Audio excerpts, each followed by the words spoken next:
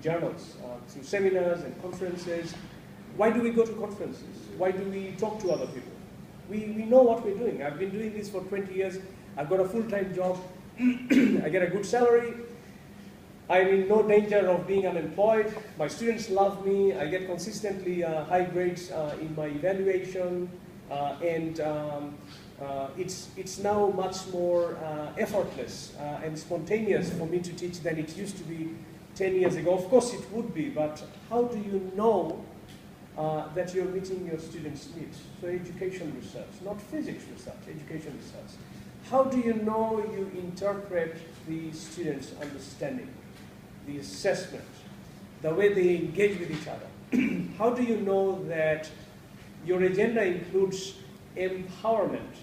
How do you know that there are certain students in the classroom who are not marginalized, disadvantaged, because of where they come from, because of their social linguistic identity, because of their financial status, because of their first language status? How do you know all of these things? So familiarity is one thing, experience is one thing. But to theorize that, but to understand that through the work of others, standing on the shoulder of giants, is to rely on what we already know from previous research. So to account for your understanding, to validate your understanding through the massive, enormous body of knowledge that we see in the form of journal articles, is to make yourself more accountable, is to tell others that, I know that I'm experienced, but I also know that there are things that I do not see. There are things that theories cannot explain, and I want to hear from you. So the very act of dissemination is also an act of informal collaboration, saying, tell me, why do we go to conferences? We go because we want that kind of critical feedback.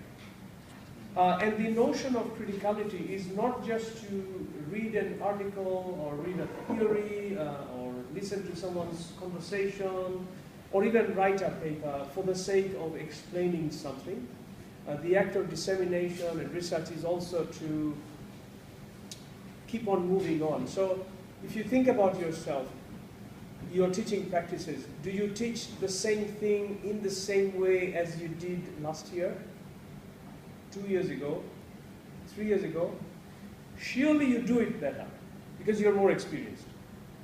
But is that also more efficient? How do you know that? Have you actually asked someone? Have you subjected yourself to that kind of retrospective distance so that you can actually see things that you don't otherwise see because you're too familiar with it, so you're really missing the wood for the trees. So that kind of critical distancing, retrospection, enhances your criticality, and it makes us better educators in any case. And a good way of enhancing our criticality is to produce, is to research. And when I say research, I don't mean a PhD. It could simply be an action research project. It could be a joint presentation at a conference about something that bothers you, something that frustrates you, something that you're not happy about. A seminar presentation, a conference presentation is not for you to just say, this is what I did, this is what I found out, these are the findings, these are the recommendations, which is the most common kind of format that we are used to. It is also about saying, this is what I've done, this is what I've found out, what do you think? Do you think this is valid? Do you think this is reliable? Do you think there are loopholes here that I've missed? So again, critical scrutiny, it's about saying, it's that openness, saying, nothing is, if I use Mikhail Bakhtin's term, nothing is finalizable. So he talks about unfinalizability. It's a tongue twister. So nothing is final in social sciences. And so the research goes on and on and on. So if we